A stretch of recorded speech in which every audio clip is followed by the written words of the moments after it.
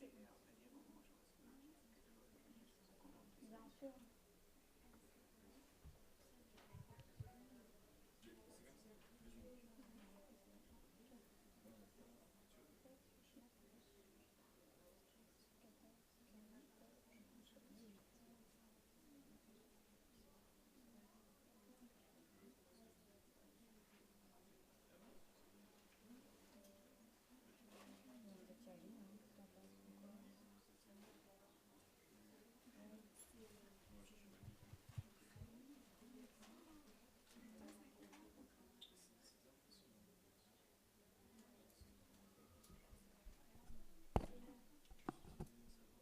Bonjour à tous. Je vous propose qu'on commence. Merci d'être venus. Pas si nombreux, mais je suis sûre que vous allez être, voilà, c'est la qualité de l'écoute qui va être formidable.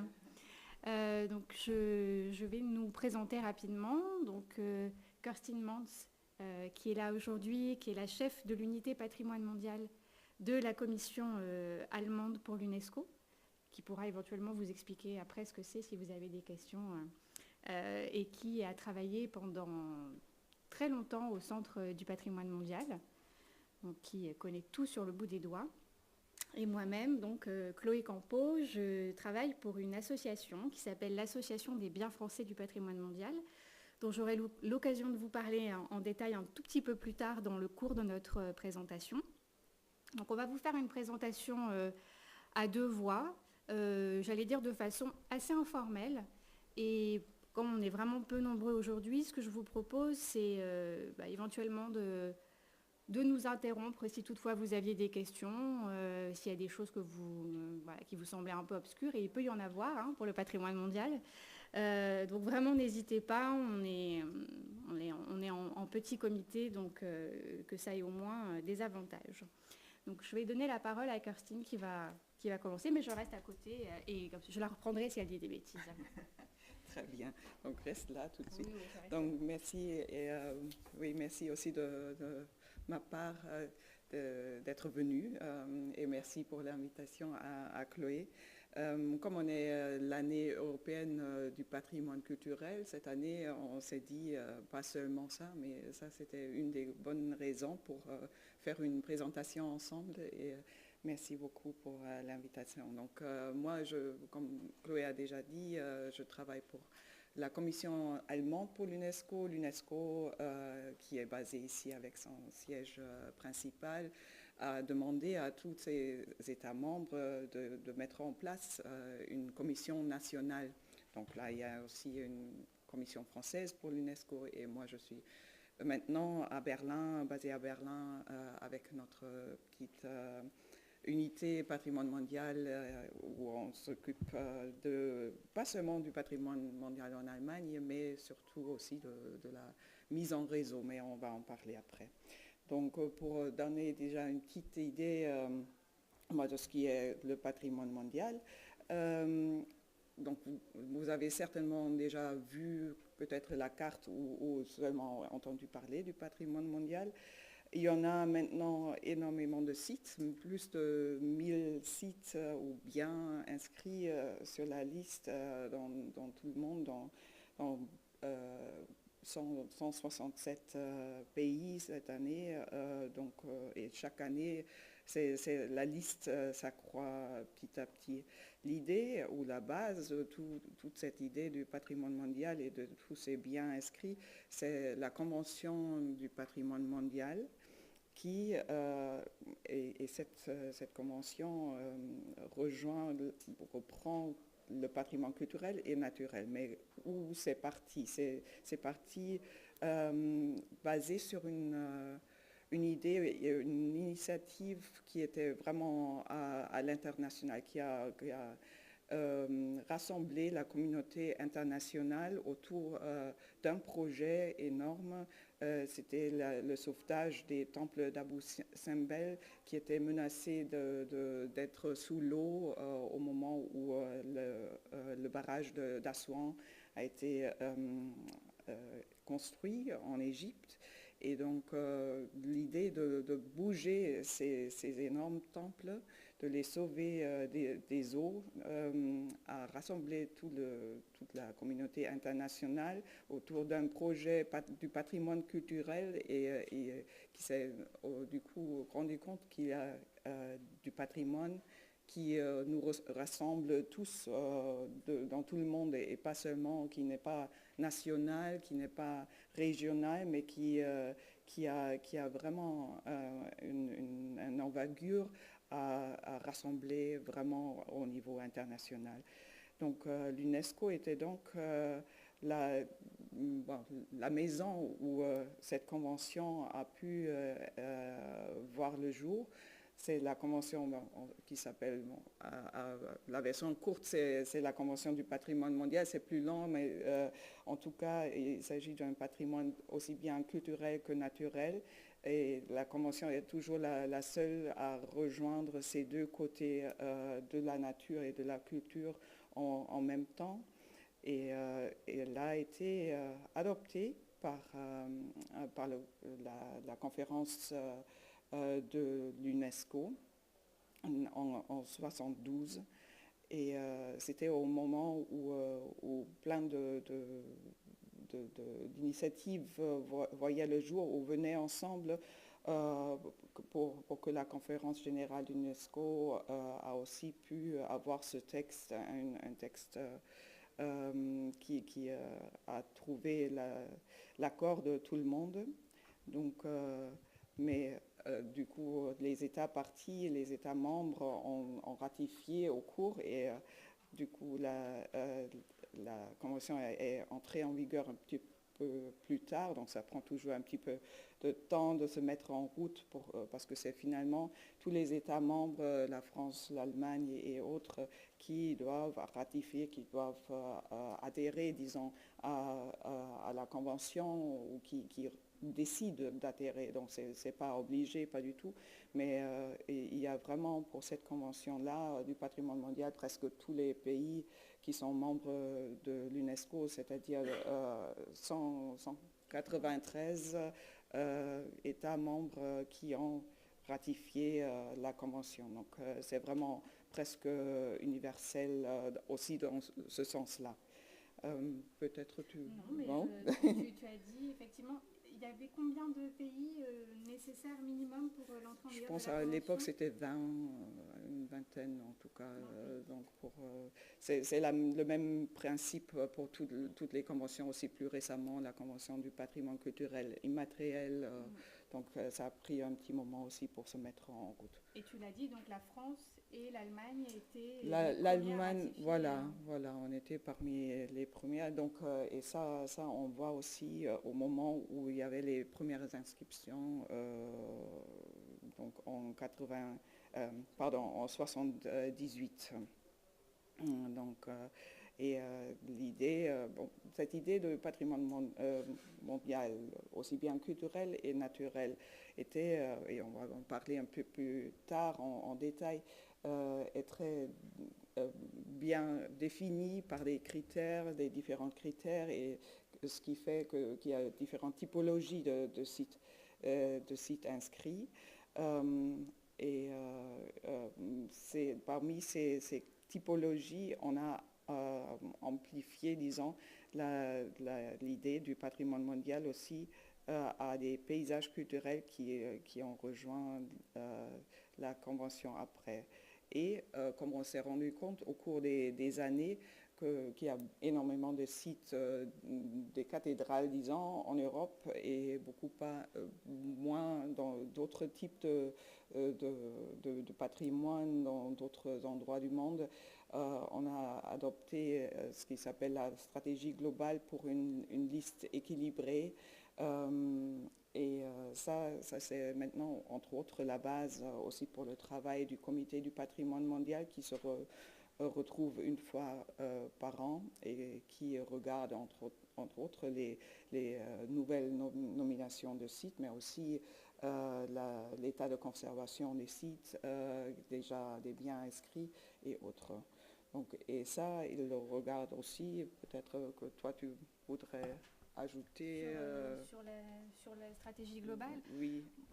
On va vous dire que la France n'est pas forcément le meilleur élève dans le domaine, parce qu'effectivement, il y a des recommandations qui ont été édictées par l'UNESCO. Il y a certains biens qui sont en priorité à inscrire, des catégories. Bon, déjà, la France fait partie, et on en parlera tout à l'heure, des pays les plus dotés au monde, avec l'Allemagne d'ailleurs. Mais on n'a pas vraiment ralenti le rythme des inscriptions et on continue à présenter énormément de dossiers tous les ans. Donc ça, c'est pas très bien. Et au-delà de ça, dans les catégories même de types qui sont inscrits sur la liste en France, on a très peu de biens naturels et pléthore de biens culturels. Donc c'est lié aussi à notre histoire et à la façon dont on vit et valorise notre patrimoine. Mais voilà, sur la stratégie globale, je crois que, du coup, je vous le dis vraiment en toute humilité, la France a quand même des progrès à faire. Donc, on termine sur ce qui s'appelle aussi les différentes C, la crédibilité. Selon on regarde l'état de conservation et des biens du patrimoine mondial, et on a aussi focaliser un petit peu plus sur les communautés, ce qui nous semble logique actuellement, mais ce qui n'était pas le cas quand on voit comment c'est, ou à quel moment dans l'histoire s'est développée la Convention du patrimoine mondial, qui était très basée sur la pierre, sur des parcs nationaux peut-être aussi, des parcs naturels, mais qui n'ont pas forcément pris en compte les hommes et femmes qui vivent dans le site ou qui vivent autour, etc. Donc ça, c'était aussi l'idée quand on a fêté le 40e anniversaire de la Convention. C'était sur le développement durable et les communautés dans les sites, dans les biens du patrimoine mondial. Aussi, cette année-ci, on fête la 40e anniversaire des premières inscriptions, entre autres Aix-la-Chapelle en Allemagne, mais aussi les îles Galapagos en Équateur étaient parmi les premiers, et le Cracovie ici en Pologne. Donc il y a plusieurs, Yellowstone aux États-Unis, donc il y en a plusieurs et vraiment partout dans le monde, ce qui est intéressant à voir. Mais tout ce système s'est développé très vite et c'est complexifié de plus en plus. Donc, on vous a préparé une petite diapositive pour vous montrer dans quel désarroi on se retrouve quand il faut qu'on explique ce qu'est le patrimoine mondial, dans quoi on travaille.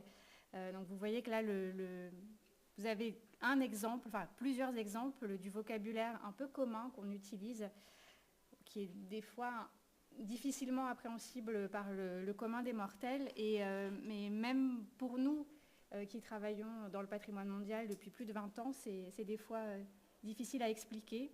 Et c'est vrai, Kirstine l'a dit, le patrimoine mondial, c'est vraiment une matière vivante et en mouvement qui n'a pas arrêté d'évoluer depuis la Convention de 1972. Alors certes, c'est lié au fait qu'il y a de plus en plus de biens inscrits et qu'il faut prévoir de plus en plus de mécanismes et de protection, de surveillance. Mais c'est quelquefois difficile, même pour nous, de suivre. Mais bon, j'allais dire, cette évolution, elle était un peu inévitable compte tenu du succès de la Convention, tu l'as dit, qui est quasiment universelle aujourd'hui. Et ça, on le voit à la fois dans le vocabulaire, mais on le voit aussi dans les processus. Hein. Ce qui apparaît ici, c'est la terminologie, le terme clé pour tout ce qui est le patrimoine mondial, c'est la valeur universelle exceptionnelle. Donc le choix, la sélection des biens pour inscrire dans la liste du patrimoine mondial, c'est le fait de pouvoir prouver qu'il y a une valeur universelle exceptionnelle. Comme je disais avant, pour Abou Simbel, c'était ça l'idée, vraiment des valeurs qui qui rassemble vraiment l'humanité en tant que telle. Et donc tous les sites font des efforts aussi pour montrer quelle partie de l'histoire de l'humanité ils peuvent raconter. C'est un peu ça. Chacun apporte sa part aux mosaïques, je dirais, du patrimoine mondial et de notre humanité en tant que telle. Ce qui apparaît ici aussi, ce qu'il faudrait peut-être voir, le système, j'ai déjà commenté ou mentionné le comité du patrimoine mondial qui prend des décisions, c'est 21 pays qui siègent une fois par an. Mais il y a aussi des organismes, des organisations consultatives pour le patrimoine culturel, ce qui est ICOMOS international, et aussi UICN, l'Union internationale pour la conservation de la nature, pour tout ce qui est les sites naturels. Donc eux, ils vont aussi bien évaluer les sites qui se présentent, mais aussi ils vont regarder si l'état de conservation des sites, des biens inscrits, est toujours à la hauteur. Donc ils le font selon vraiment des systèmes, systèmes très complexes. On va juste pour montrer les différentes idées, c'est vraiment très complexe dans comment on met en œuvre vraiment une convention internationale des Nations Unies. Donc la VUE, c'est cette valeur universelle exceptionnelle. Comme je disais déjà, ça signifie qu'une importance culturelle ou naturelle est tellement exceptionnelle qui transcende les frontières nationales. Donc ça, c'est toujours un petit peu difficile pour certains pays à comprendre, mais on essaye et ils essayent aussi. Et l'idée aussi, c'est de voir, pas seulement sélectionner des sites qui sont universellement exceptionnels, mais en même temps, on se rend compte, ou les pays se rendent compte aussi du patrimoine qui existe dans leur pays et pour voir aussi ce qu'il faut protéger peut-être même sans ce titre ou ce statut comme patrimoine mondial. Donc ça, c'est aussi l'effet qui est voulu, très clairement voulu, et en même temps que la Convention, l'UNESCO a aussi adopté une recommandation sur le même principe et qui demande à tous les États d'inclure des principes de protection et de conservation de sites dans leur législation respective, parce que à la fin, c'est les États qui sont à la charge de ce qu'il faut protéger. Donc, juste pour vous donner des critères dont on a déjà parlé pour les sites aussi bien culturels que naturels, ça donne peut-être un peu mieux une idée de ce dont il s'agit. J'avais mentionné les paysages culturels, il y a plusieurs types. Et donc là, on va passer aux exemples. Alors, ne t'éloigne pas trop parce que ça nous concerne tous les deux. Bon, on avait effectivement prévu de faire un petit focus sur le patrimoine mondial en Europe, mais comme on est quand même un peu prévisible, évidemment, on a fait un focus sur les biens français et allemands. Ne nous en veuillez pas. Donc effectivement, le patrimoine mondial en Europe, il est très très bien représenté. Vous avez plus de 40% des biens qui sont inscrits sur la liste du patrimoine mondial qui sont en Europe. Vous en avez, je vous l'ai dit tout à l'heure, 44 en France et 44 en Allemagne. Donc je pense qu'avant nous, il y a la Chine, c'est la première, je crois, la Chine, l'Italie, l'Espagne, mais je ne sais pas dans quel ordre. Italie, Espagne, Chine. d'accord. Bon. Donc on est encore dans le peloton de tête. Et sur ces biens qui sont inscrits, il y a effectivement une très grande diversité typologique, ce qui paraît assez logique puisque je vous l'ai dit, cette liste, cette convention, ces inscriptions ont beaucoup évolué depuis 1972. Donc on a dans nos pays respectifs je pense, représenter tout le panel de biens qu'on peut retrouver sur la liste du patrimoine mondial. Donc pour que ce soit un petit peu plus parlant quand même, on vous a mis à l'écran la carte des biens allemands du patrimoine mondial. Est-ce que tu veux dire un mot dessus? Oui, juste pour mentionner que bon, ce type de carte, cette carte-là a été préparée par l'association aussi en Allemagne. Il y a une association des biens allemands du patrimoine mondial. Et ça sert un petit peu déjà pour illustrer tous les types de sites qu'on a aussi. Mais aussi pour la présentation dans le contexte des visiteurs, du tourisme. Parce que ça aussi, comme vous pouvez imaginer, ce sont des attractions en même temps. C'est pas que des sites qui font partie d'une liste quelque part, mais c'est vraiment une attraction au niveau international, pour le tourisme international, mais aussi pour le tourisme au sein de chaque pays.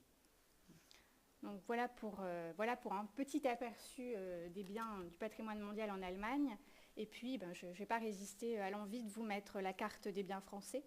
Je reviendrai après sur l'outil, mais c'est vraiment pour que vous ayez un petit aperçu de la répartition géographique de ces biens en France. Donc bon, c'est évidemment pas lisible à l'écran, mais vous pourrez récupérer ces cartes sur notre stand un peu plus tard. Mais bon, vous voyez qu'il y a quand même des zones en France qui sont encore assez peu couvertes, mais pas tant que ça finalement. Et puis on a aussi des biens qui sont inscrits en outre-mer. Donc on a fait l'exercice qui est forcément un peu artificiel de catégoriser ces biens pour pouvoir vous en parler un peu plus facilement. C'est toujours sujet à discussion, hein, on pourra d'ailleurs en reparler, mais peut-être avant de rentrer dans le détail, est-ce que vous avez à ce stade, parce qu'on vous a déjà apporté beaucoup d'informations, est-ce que vous avez des questions ou des choses qui vous paraissent... Oui, Anne-Flore, vas-y.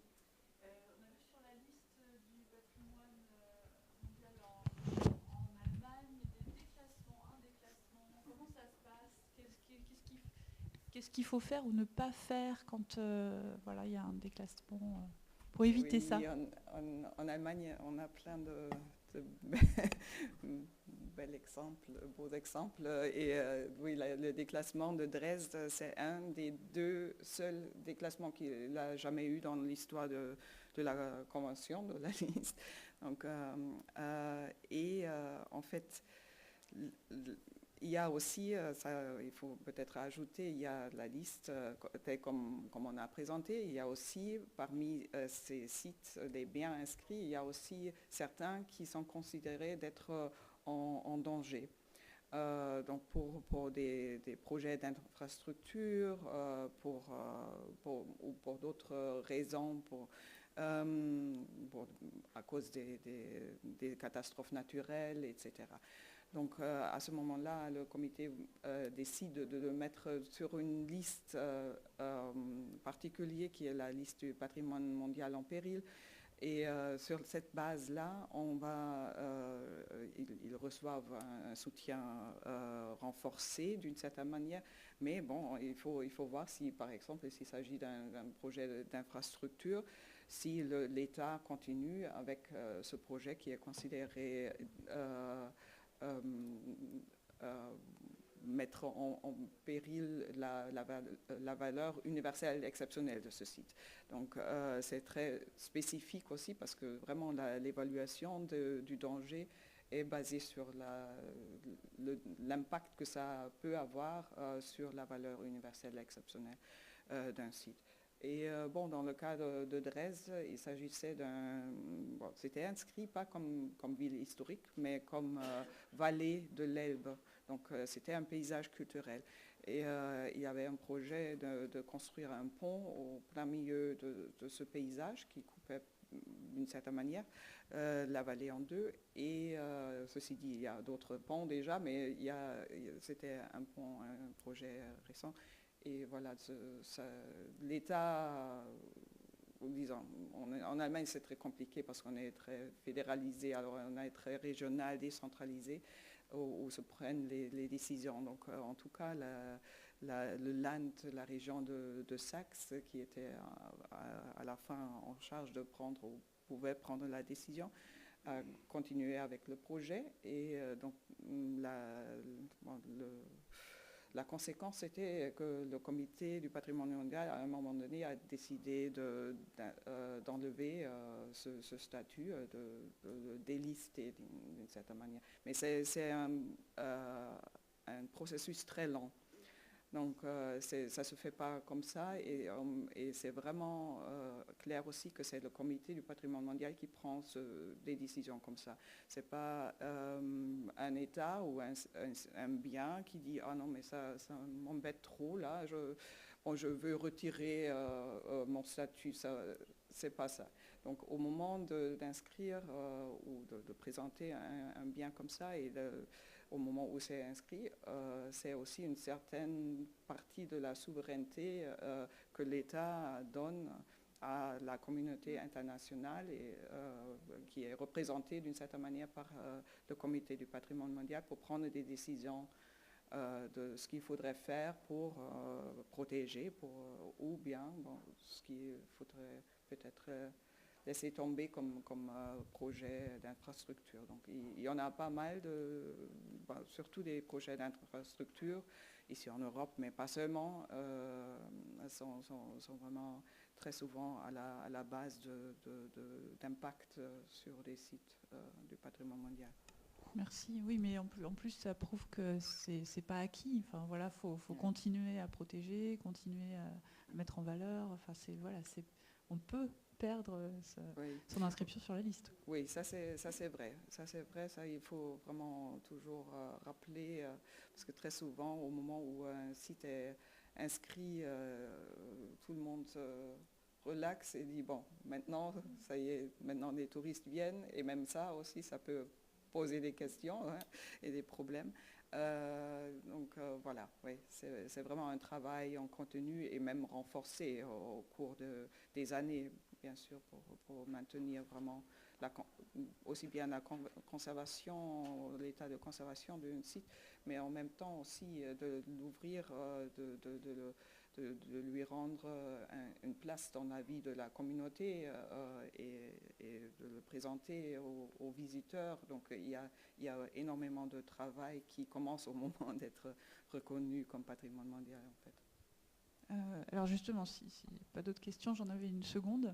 Oui, c'est fini, oui. Maintenant que j'ai le micro, je ne le lâche plus. Donc la seconde question, c'est qu'il a été donc cité les premiers sites qui fêtent leur 40e anniversaire de l'inscription. Est-ce que vous avez des exemples de ce qui se fait cette année justement pour fêter ce 40e anniversaire? C'est une question qui est un peu plus rigolote. Et plus intéressée aussi, non? Plus intéressée, parce que l'année prochaine, effectivement, c'est le Mont Saint-Michel et sa baie pour lequel je travaille. Oui, parce que si vous ne l'aviez pas encore compris, donc Anne-Flore, qui a le micro, est une de nos gestionnaires des biens français du patrimoine mondial, puisqu'elle travaille elle travaille à l'abbaye du Mont Saint-Michel, voilà, sur un de nos premiers biens inscrits en France. 1979. Ouais. 2019, donc l'année prochaine, c'est les 40 ans.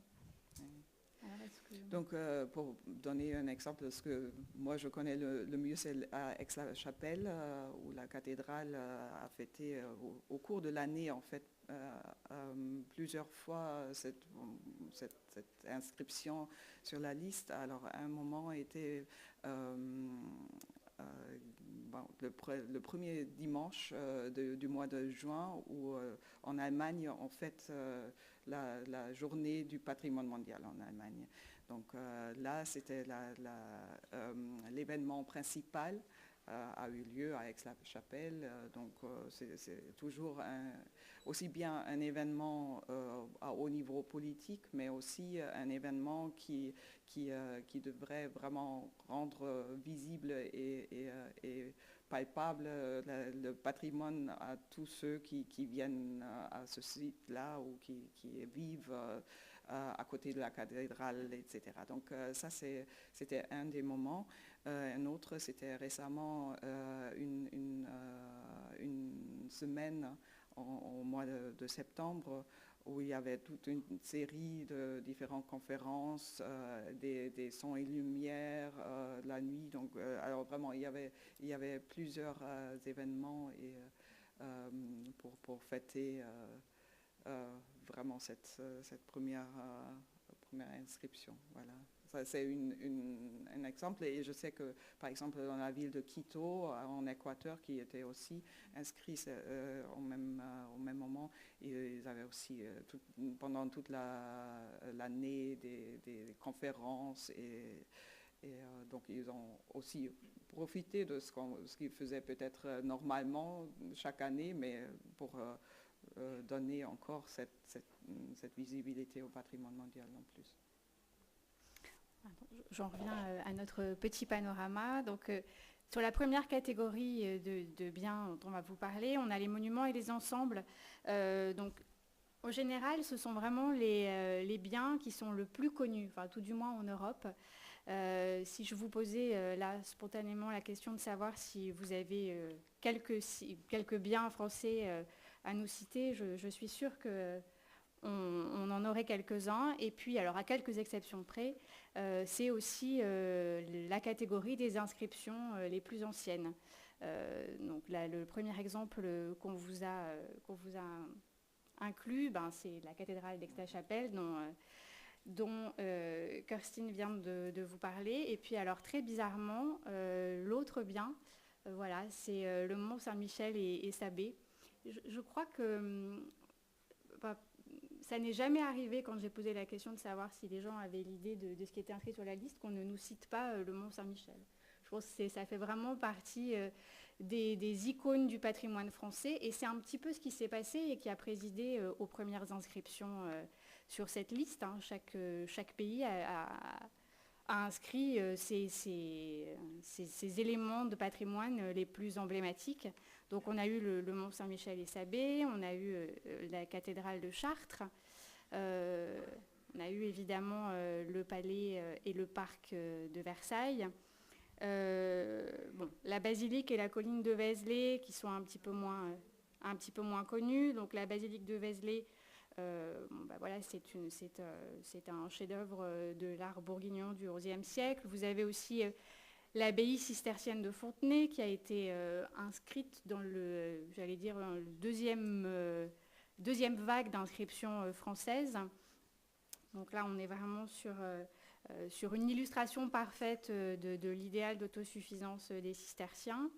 La cathédrale d'Amiens. On a pas mal de cathédrales en France, mais je crois que vous êtes pas mal aussi, non surtout que cette année, on vient d'inscrire une autre cathédrale en Allemagne. Donc, oui, on essaye de vous rattraper.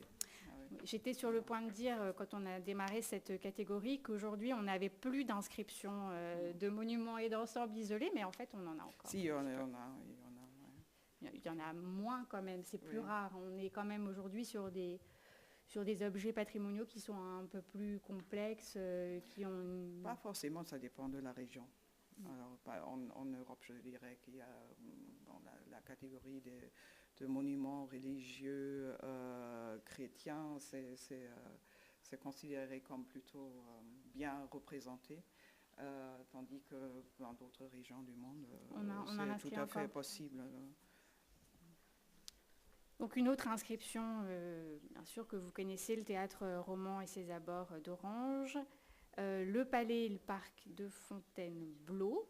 Et puis alors là, on fait un petit bond dans la nature et dans la date avec la saline royale d'Arc-et-Senans, donc qui est une œuvre de l'architecte Claude Nicolas Ledoux. Donc c'est là encore une illustration de l'architecture...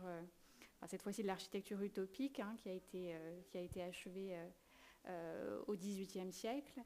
On a l'abbaye de Saint-Savin-sur-Gartempe qui a été inscrite pour, qu'on appelle la Sixtine romane, qui a été inscrite pour ses peintures et ses décors. Puis vous avez les places Stanislas de la carrière d'Alliance à Nancy. Donc là, j'insiste sur le fait que ça n'est pas le centre historique de la ville qui a été inscrit, ce sont vraiment les places en tant que telles. Donc on est sur une inscription, encore une inscription monumentale. Et puis vous avez le pont du Gard, donc cet aqueduc de 50 km de long qui reliait Nîmes, qui a été inscrit en 85. Et puis comme on ne s'est pas arrêté en si bon chemin pour les cathédrales, on en a inscrit encore une à Reims au début des années 90 et à Bourges en 1992. Alors, vous allez me dire, le centre historique d'Avignon, qu'est-ce qu'il fait dans les monuments et les ensembles? En fait, on a décidé de le mettre dans cette catégorie parce que c'est moins le centre historique en tant que tel que les monuments qu'il habite, qui ont été inscrits, donc en l'occurrence le Palais des Papes et le pont Bénézet. Et puis le canal du Midi, ce canal de 360 km de long qui relie l'Atlantique à la Méditerranée, qui a été inscrit en 1996 et qui connaît des désagréments actuellement, puisque vous l'avez peut-être entendu, mais les platanes qui bordent le canal, qui sont très connus, enfin quand on imagine le canal, on l'imagine avec ces arbres emblématiques. Eh bien, ces arbres sont malades. Il n'y a aucune chance de les sauver. Donc, il y a des campagnes d'abattage qui sont en cours. Et le gestionnaire du bien, qui est en l'occurrence VNF, Voies navigables de France, a lancé une grosse campagne de mécénat pour pouvoir replanter d'autres essences d'arbres qui ne sont pas, qui ne risquent pas d'attraper la maladie des platanes. Et alors là, je vais te laisser parler pour cette Oui, juste pour montrer un des exemples, je n'ai pas mis tous, mais ça, c'est un type de bien aussi, un bien industriel, ce qu'on voit maintenant de plus en plus. J'avais mentionné, où on avait parlé de la stratégie globale auparavant, donc aussi au moment où on voyait un petit peu un déséquilibre de sites et on a demandé aux organisations consultatives de faire une analyse de la liste à un moment donné et de voir quel type de site, quel type de patrimoine manquait là-dedans. Et une des possibilités ou un des types de sites, c'était des complexes industriels. Donc là, la Zeche Zollverein dans la région de la Ruhr en Allemagne a été reconnue en 2002. Et là encore, il faut dire que c'était pas un paysage culturel, c'est considéré un complexe industriel, mais qui est aussi surtout reconnu pour son architecture moderne, donc de modernisme, et qui seulement en deuxième partie, disons, raconte l'histoire industrielle de ce site. Et en France, l'inscription la plus récente sur cette catégorie, c'est la grotte Chauvet, dite la grotte du Pont d'Arc, que vous ne pourrez pas visiter malheureusement, mais je n'ai pas visité non plus, parce que pour des raisons évidentes de sécurité, elle est fermée au public. En revanche, il y a une reconstitution qui a été réalisée, qui se trouve à quelques kilomètres de la grotte, et que je vous encourage vraiment à aller visiter, parce qu'elle est très réussie, mais je trouve que la visite de ce lieu est vraiment très émouvante. Et là, vous avez à l'écran un exemple des peintures que l'on trouve dans cette grotte. Donc voilà pour cette première... Je voudrais juste ajouter là, parce que c'est un exemple de comment protéger justement un type de site comme celui-là qu'on ne peut pas montrer, parce que l'idée aussi du patrimoine mondial, rendre accessible et visible au monde, mais pour des sites comme ça, ce n'est pas forcément possible. Donc, ce qui est une des alternatives serait vraiment de recréer carrément la même grotte en version, une deuxième version de ça. Et c'est pas que là où ça s'est fait, mais aussi à Altamira ou dans d'autres sites en Europe, et pas seulement en Europe. Mais comme on parle un petit peu de patrimoine européen, donc là, Altamira, ce serait une des bons exemples aussi à voir qui sont comparables, disons. Donc la deuxième catégorie, c'est les villes et les centres historiques. Donc je ne veux pas m'avancer à dire trop de bêtises, parce que c'est la spécialité de Kirstine. Mais on est quand même sur une évolution assez notable des inscriptions, même si les premières villes ont été inscrites très tôt sur la liste du patrimoine mondial. Ouais. Alors le premier exemple, vous allez me dire, ça tombe assez mal parce que ça s'appelle Monuments romains et romans. Oui, mais il faut quand même savoir que le périmètre de cette inscription a été revu pour vraiment englober le centre historique. Donc on est vraiment sur un centre historique. Ensuite, vous avez un autre exemple. Oui, un des exemples là aussi de l'Espagne, c'est à Cordoue, une des premières inscriptions, là où il s'agit aussi du centre historique qui englobe, entre autres, la mesquite, qui est vraiment exceptionnelle, bien sûr. Mais le centre aussi a été inscrit, mais après aussi élargi, donc, comme le périmètre de l'inscription. Même chose pour la ville médiévale de Rhodes en Grèce, ça aussi c'est emblématique presque. Donc c'était aussi assez récent. Donc ils fêtent, comme vous pouvez voir, ils fêtent leur 30e anniversaire cette année. Et en fait, le week-end prochain, il y a une conférence là-dessus. Ouais, voilà. Et tu y seras, bien sûr? Non, là je ne peux pas y aller. Voilà. Autre ville française, Strasbourg. Donc là, c'est une inscription qui a eu lieu en 2 temps. La première inscription date de 1988. Donc c'est la grande île qui a été inscrite, donc qui englobait, enfin qui englobe toujours d'ailleurs la cathédrale de Strasbourg. Mais on avait déjà une évolution par rapport aux autres inscriptions de cathédrales, puisque là, il y avait l'environnement quand même immédiat qui était pris en compte. Et cette inscription a été étendue l'année dernière, en 2017, pour intégrer la Neustadt, donc la ville nouvelle allemande. Alors, voilà une inscription dont vous avez probablement entendu parler ces derniers temps, qui est celle de Paris, des rives de la Seine. Donc c'est une inscription qui est quand même relativement tardive. C'est vrai qu'on aurait pu imaginer que la ville de Paris serait inscrite beaucoup plus tôt. Alors, on est quand même, tu m'arrêtes si je dis une bêtise, mais on est quand même sur une inscription un peu particulière parce qu'on n'est pas sur l'inscription d'un grand périmètre comme on pourra le voir sur des inscriptions plus récentes en France. On est vraiment sur les rives de la Seine qui ont été retenues parce qu'elles abritent les monuments les plus emblématiques de la ville. Mais on est quand même sur un périmètre assez restreint. Oui. C'est large, mais bon, du coup, c'est pas tout le... On n'est pas sur une inscription comme celle de Bordeaux. Non, ça c'est vrai. Mais tant mieux, parce que sinon, l'état de conservation serait vraiment difficile pour chaque ligne de but. Bon. Et j'ai vu que d'ailleurs, sur le stand de Paris, il y avait la mention de l'inscription sur la liste du patrimoine mondial. Oui, j'ai vu ça. Donc là, juste pour donner un autre exemple, ici en Europe, c'est le centre historique de Český Krumlov en République tchèque.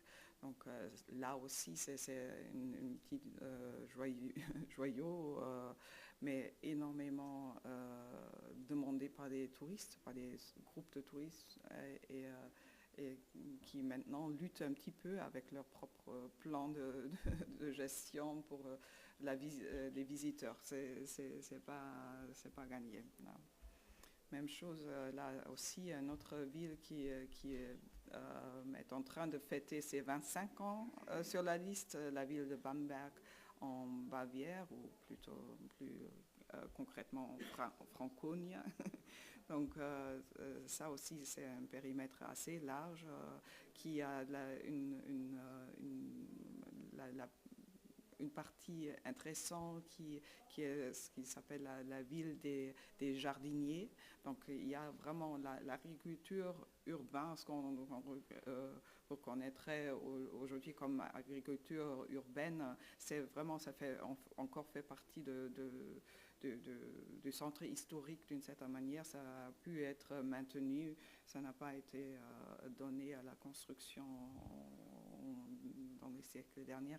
Donc ça, c'est intéressant à voir vraiment ce type d'agriculture qu'il y avait dans d'autres villes, mais qui n'ont pas maintenu ces terroirs. Même bon, à Porto, juste pour changer encore de pays un petit peu, oui, qui a été inscrit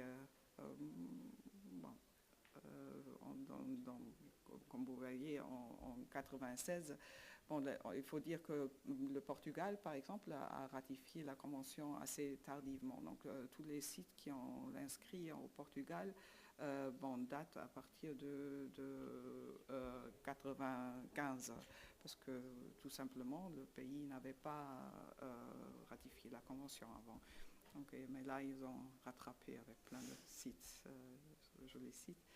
Et même chose d'ailleurs pour l'Autriche aussi, a ratifié assez tardivement. Et là, comme exemple, la ville de Salzbourg qui a eu plusieurs missions de suivi réactif sur son état de conservation, parce qu'il y a une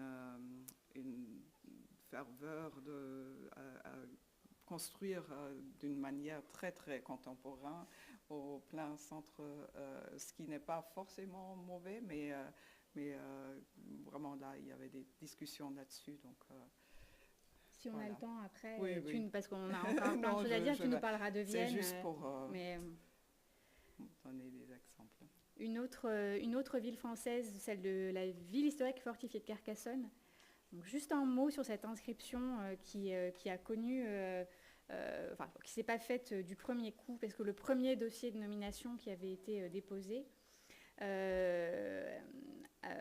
avait basé sa valeur universelle exceptionnelle sur la ville médiévale. Et donc ça avait été retoqué par le Comité du patrimoine mondial. Et la deuxième présentation s'est faite aussi en incluant le travail de Viollet-le-Duc. Et c'est vraiment sur cette dualité que la ville a été inscrite. Une autre ville que vous connaissez tous très bien, qui est le site historique de Lyon, 98. Donc là, on a vraiment on a une VUE qui repose sur la prise en compte d'un temps très long, vraiment d'une trajectoire historique. Provins, qui est la ville de foire médiévale, donc, qui a été inscrite en 2001. Je n'ai pas grand-chose à dire sur Provins, que je connais très mal. En revanche, une inscription qui fait encore réagir, et on l'a vu sur le stand, puisqu'on a mis une photo de la ville du Havre et que les gens s'arrêtent en demandant pourquoi cette ville est inscrite. Donc, la ville du Havre a été inscrite en 2005. Tu vas dire un mot, je pense, sur le patrimoine moderne. Donc là, il s'agit de la ville reconstruite par Auguste Perret. Voilà, Kirstine vous l'a dit, le patrimoine mondial, les biens du patrimoine mondial portent tous en eux une part de l'histoire de l'humanité, et c'est ce qui a été reconnu avec la ville du Havre. Et cette inscription, elle a ceci d'intéressant qu'elle a vraiment permis à la population de porter un autre regard sur cette ville qui était quand même très, très mal aimée. Alors certes, à l'extérieur, il y a quand même de gros a priori sur cette ville, mais qui était aussi mal aimée par ses habitants. Et il y a eu un regain de fierté, parce que les habitants du Havre se sont dit que si la ville était reconnue par le Comité du patrimoine mondial, il y avait peut-être des raisons. Alors outre le fait que ça a vraiment ouvert les vannes des visiteurs, ça a permis aussi d'impulser une politique de valorisation du centre-ville vraiment intéressant. Oui, parce que là, il est tard. Il est tard. On va aller. Oui.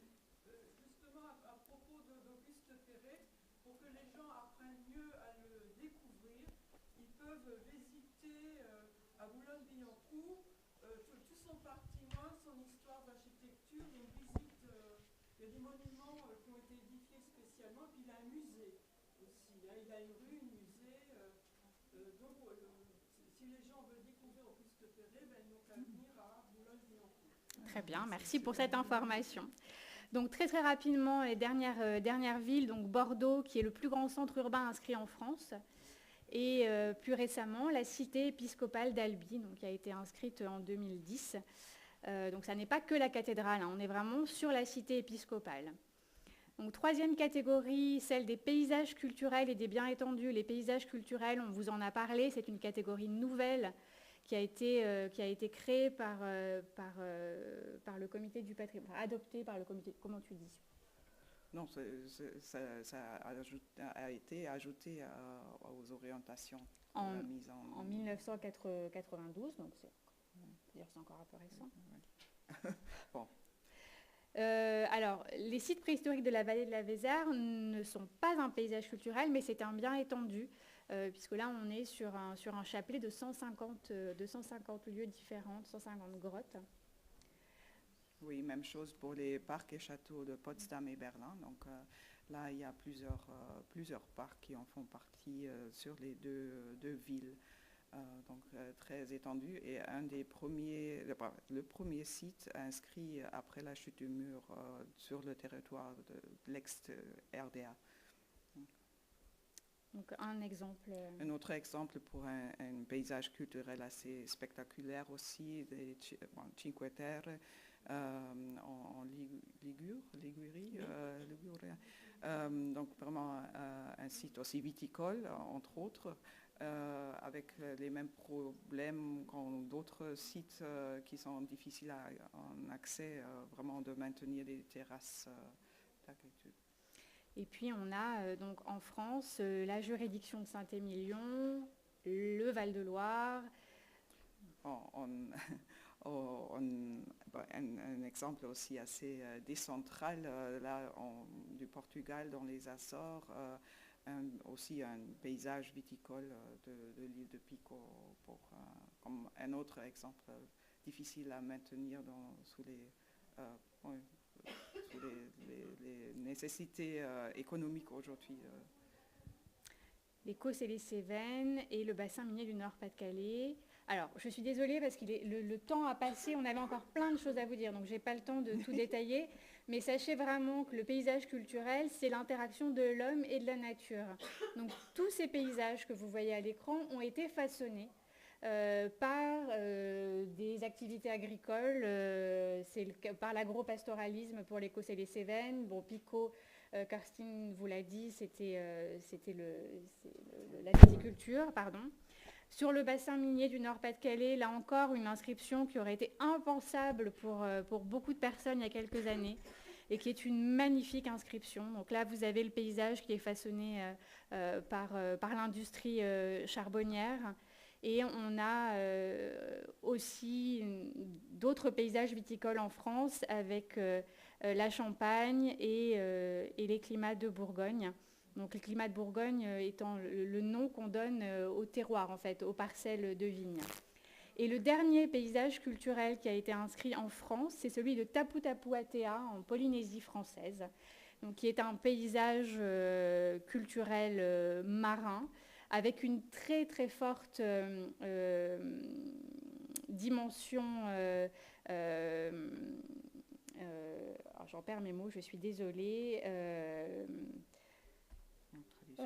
oui, je ne trouve plus mes mots, mais effectivement, immatériel, qui est lié effectivement à la tradition. Donc, je ne sais pas, j'aurais bien aimé montrer le petit dessin animé quand même. Oui, on va peut-être... Bon, on va passer très vite. Bon, on a une autre catégorie qui est celle des biens en série. Donc, la particularité des biens en série, c'est que elle est en fait... la valeur universelle exceptionnelle repose sur différentes composantes. Donc vous avez des biens en série, donc ce sont des biens discontinus, qui dépassent à la fois les frontières régionales, mais qui peuvent aussi dépasser les frontières nationales. Là, vous avez les beffrois de France, les fortifications Vauban. Mais un exemple de ces biens en série transfrontaliers, transnationaux, c'est l'exemple des sites palafitiques autour des Alpes, qui sont des espaces archéologiques qui se situent autour des lacs. Ce sont des sites archéologiques lacustres, ou dessous.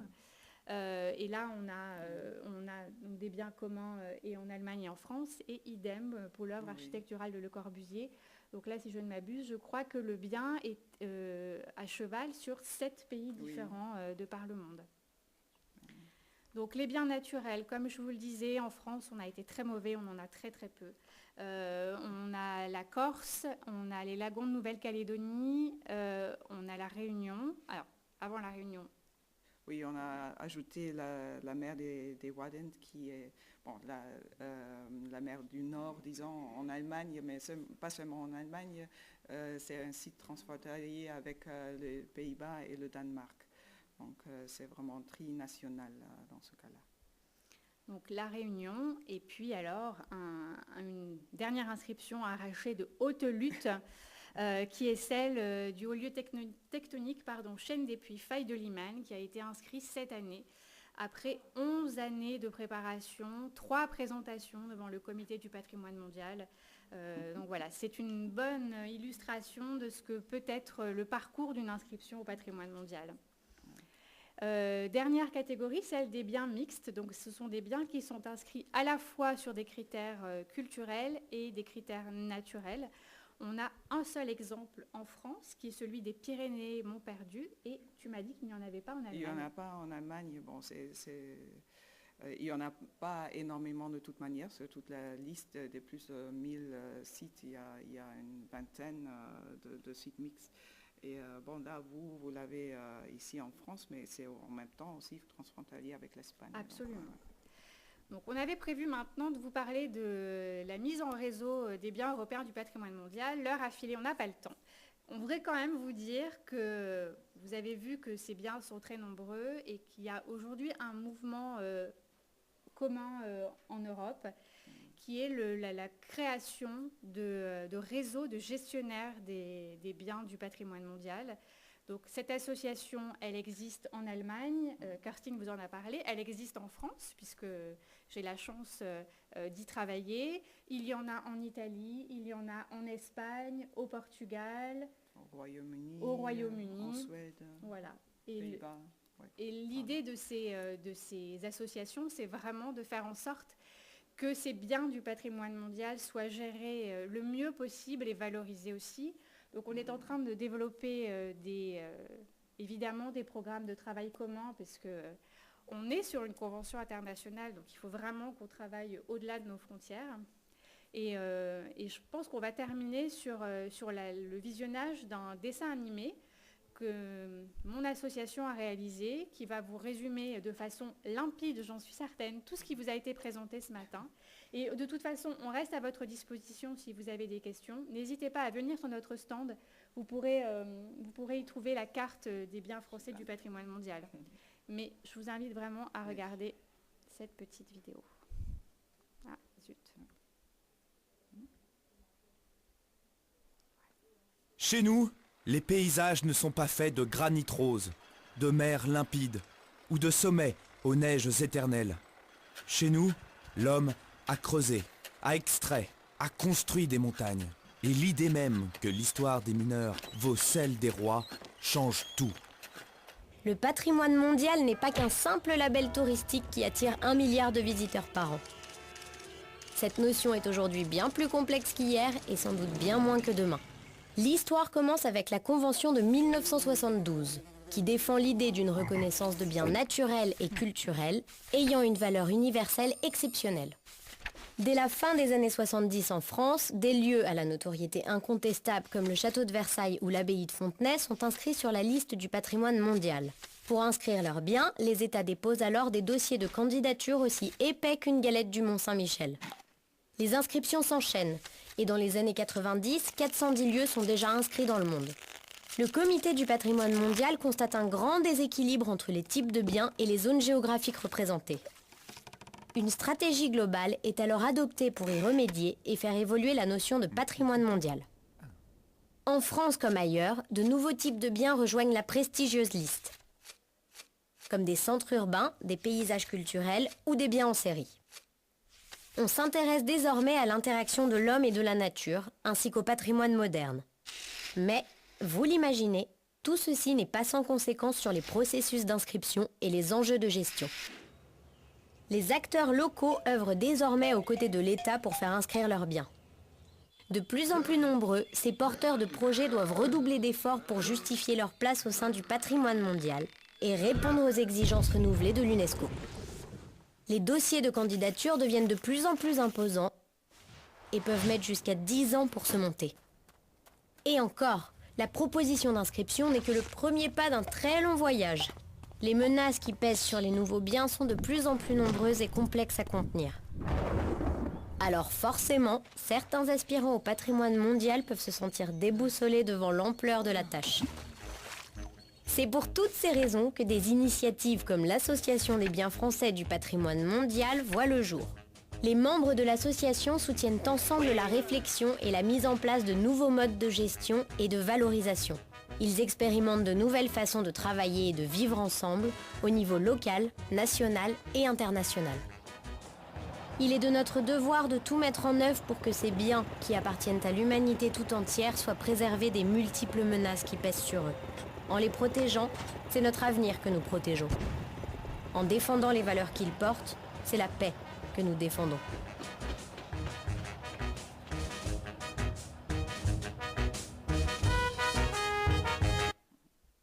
Voilà. Alors, je suis désolée. On finit un peu brutalement. Il va falloir qu'on libère la place, mais vraiment, si vous avez, je sais pas, une petite question. Oui.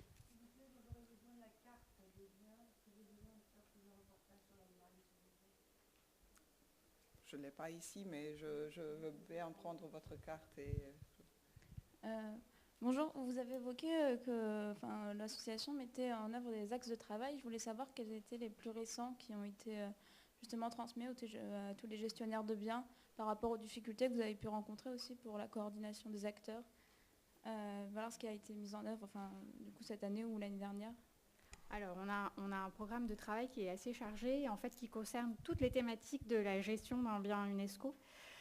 Donc, ça peut aller de choses vraiment très précises, comme l'intégration des éoliennes à proximité d'un site du patrimoine mondial, ou des choses qui peuvent concerner la mise en tourisme, la médiation, la signalétique. Donc on a vraiment des champs d'action très vastes, mais n'hésitez pas à venir me voir sur le stand après, on pourra en parler un peu plus longuement si vous le souhaitez. Je voudrais savoir, il y a une rubrique dont vous n'avez pas parlé. Je crois que la France est en train de demander au patrimoine la cuisine française. Je voudrais savoir où ça en est. Alors, on n'est pas sur la même convention. Là, on est sur la convention de 1972. Ce dont vous parlez, c'est la convention de 2003 qui concerne le patrimoine immatériel. Et il y a une inscription aujourd'hui qui est celle du repas gastronomique français, donc pas celle de la cuisine française. Voilà. Mais on n'est pas du tout sur les mêmes conventions.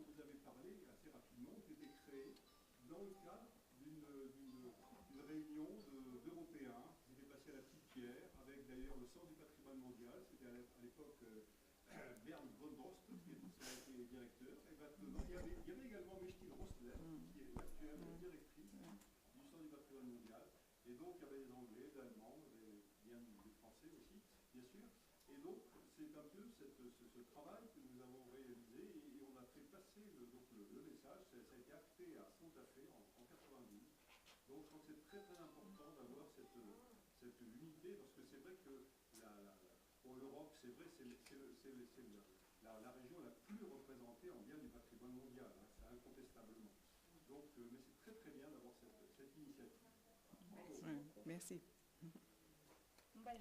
Bon, pense qu'on va Oui, libérer non. la salle pour Oui, ceux voilà, d'après, et, mais voilà, bouger on a au notre stand stand. qui est le stand commun ABFPM, ICOMOS France et ICOM France. Donc n'hésitez pas à venir nous voir. C'est le B28 dans